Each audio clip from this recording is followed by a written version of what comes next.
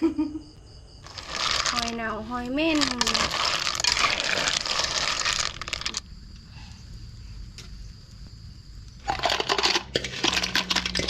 สบายดีพ่อแม่พี่น้องเบิดสุขทุกคนเด้อสบายดีตอนเช้าๆมื่อได้ยินเบาอะไรเพิ่นว่าอย่าไปผูแต่ว่าแหนมเบิ่งอากาศทุกคนสงึม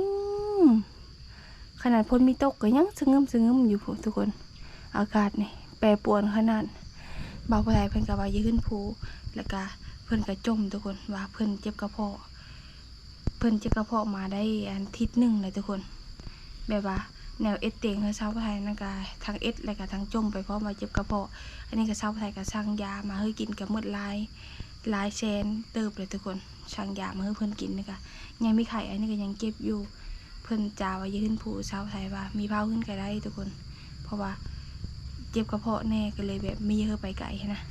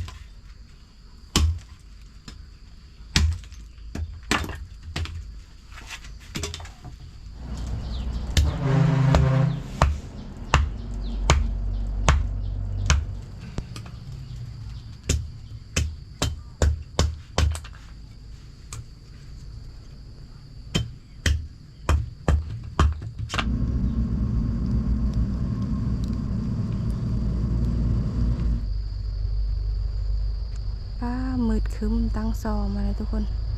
เขามันลงมาบัดนี่แหงเติบด้วยนี่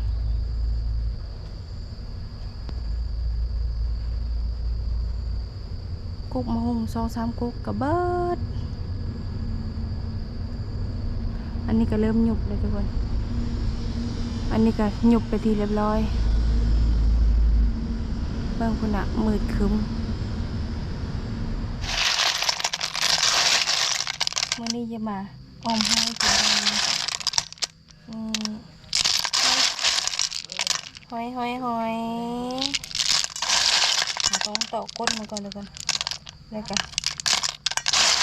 ล้างลายน้ำเลยไปดีกันล้างอีกต่อแล้วกันล้างอีก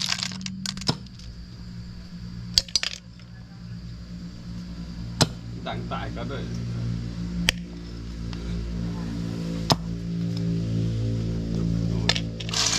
สังเกตเบิ่งเอาแต่ว่าดกหน่อยเขาดีแหละบางหน่วยก็ไม่ได้เลย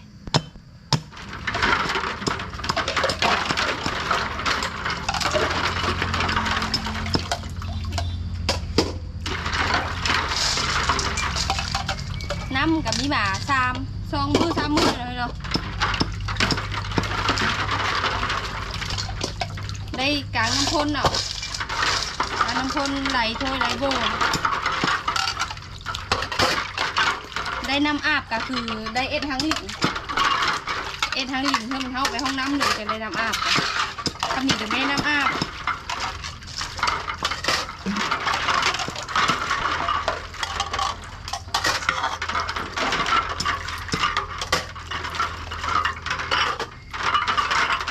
ได้เงินทั้งน้ำประปาให้มันเลิกใช่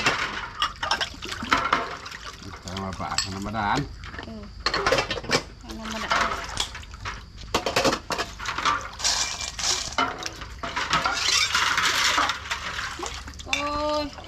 ล้างถ้วยแล้วปลาไหลมันก็เตยกันห้อยแล้วทุกคนห้อยเขากะมาค้างก่อนมันนี่เขาเยอะอ้อมห้อยดีกว่าแกงข้าวเบอร์ห้อยนะไอ้ตำข้าวเบอร์ห้อยนี่เขามีต้องซื้ออันมาเพชรลายทุกคนเพื่อเขาเยอะอันจูบนะเพื่อเขาจะจูบถ้าเขาซื้อเพชรลายมันเกกินไม่ได้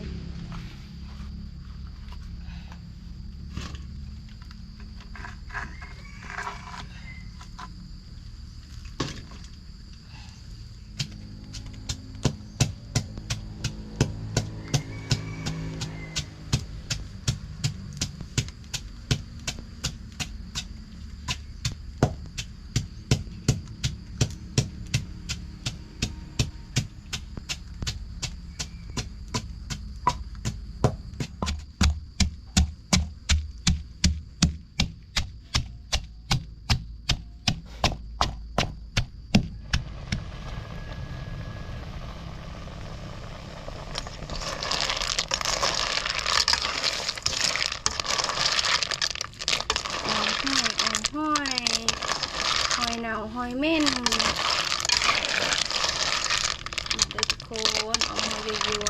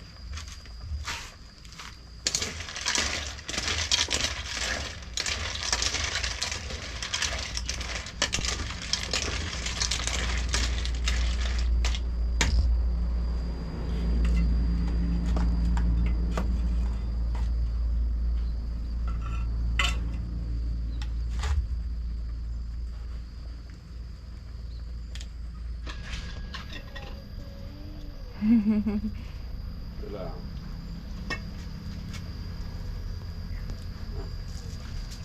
พ่อหนา ลูกชายสองคนก็พากันไปดิ้นเถอะน้ำกันอยู่หน้าบ้าน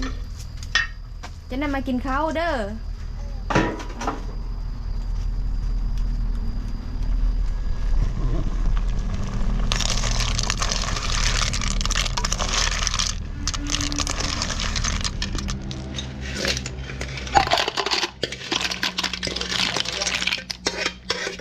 จุดได้ปะ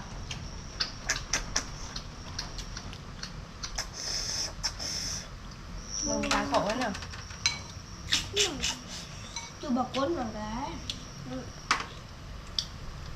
เอาไว้นะอันที่สบายใจนะ เพิ่มมันเหรอ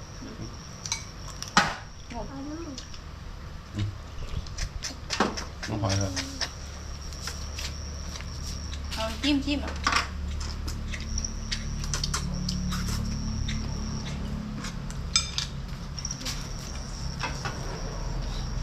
เราไม่ให้เด้อทำให้รัด อุ้ยเนี่ยเป๊ะๆค่ะไหวเพราะ